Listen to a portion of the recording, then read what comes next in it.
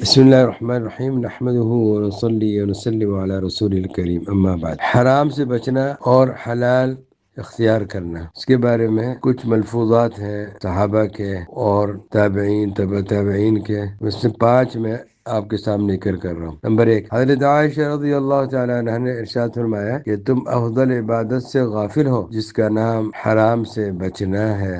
اور عبداللہ بن عمر رضی اللہ تعالی عنہما نے فرمایا کہ اگر تم نماز پڑھتے پڑھتے کمان کی طرح جھک جاؤ اور روزے رکھتے رکھتے چلے کی طرح دبلے ہو جاؤ تو جب تک حرام سے نہ بچو گے اللہ تعالیٰ تمہارے اعمال قبول نہ فرمائے گا۔ حضرت ابراہیم ابن ادہم رحمۃ اللہ علیہ فرماتے تھے کہ جس کو جو کچھ احوال باطنہ حاصل ہوئے ہیں تو اسی طرح حاصل ہوئے ہیں کہ جو پیٹ میں انہوں نے ڈالا سمجھ کر ڈالا، یعنی خالص حلال کھایا اور حرام اور مشتبہ چیزوں سے اپنے آپ کو بچایا۔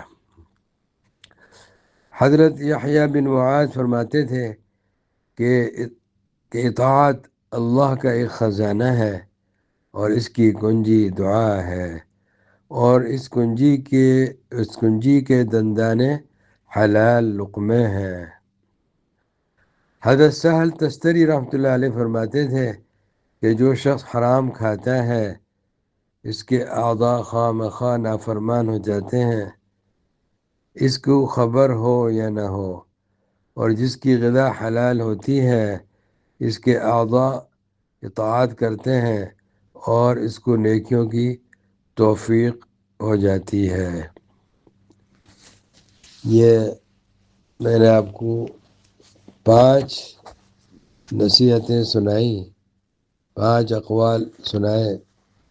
یہ تحفۃ المسلمین میں حضرت والد ماجد مولانا عاشق الہی نور اللہ مرقدہ نے تحریر فرمایا ہے۔ السلام علیکم ورحمۃ اللہ وبرکاتہ۔